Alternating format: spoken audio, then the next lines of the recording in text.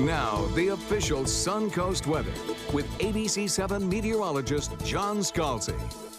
So across the region, we're looking at temperatures already on the warm side, 87 degrees. We're going to be very close or over the 90-degree mark in many, many locations, several times probably this weekend.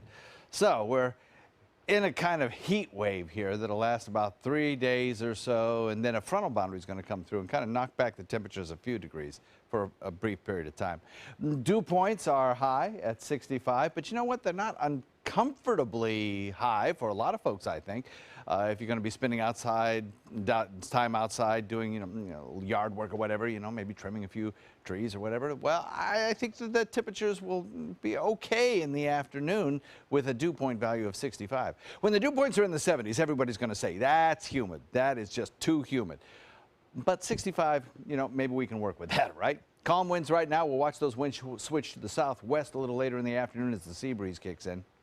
87 degrees, Wauchula 88, Mayaca, Arcadia, 84 degrees in Punta Gorda, 81 in Inglewood, 84 in Venice, 88 in Bradenton, 87 in Parrish, Lakewood Ranch at 86, Longboat Key at 87, and 88 at Mayaca.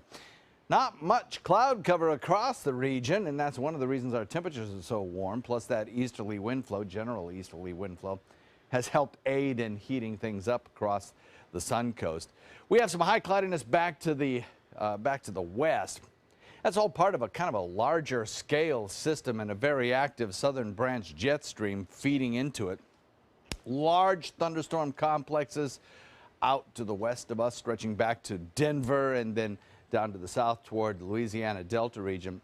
Risk of severe weather associated with that particular system today. In fact, a fairly high risk in areas of Oklahoma and Texas. Could see some tornadoes, large hail, sustained storms, the kind of thing that really could lead to some damage. So hopefully there won't be any loss of life associated with it, and hopefully it really won't materialize, but it's a possibility.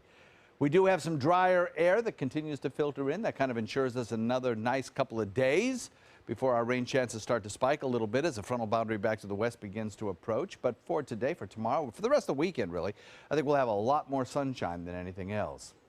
There's the storm system back to the west. You can obviously see there's some ongoing big storms, but locally everything's very quiet.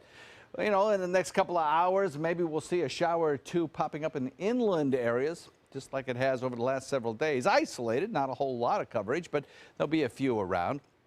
Back to the west, again, look at those snow showers, huh? Denver seeing perhaps a half a foot of snow. And then that transitions into some bigger storms now moving through parts of the Central Plains, and some of them I think really could produce some pretty significant weather. We're looking at a low pressure area moving off the mid-Atlantic coast and another low pressure area back to the west. I don't think that will have much effect on our weekend weather as we enjoy winds out of the southeast, switching to the west each afternoon with that sea breeze building. Light chop with 2-foot seas. Nice boating weather, I think.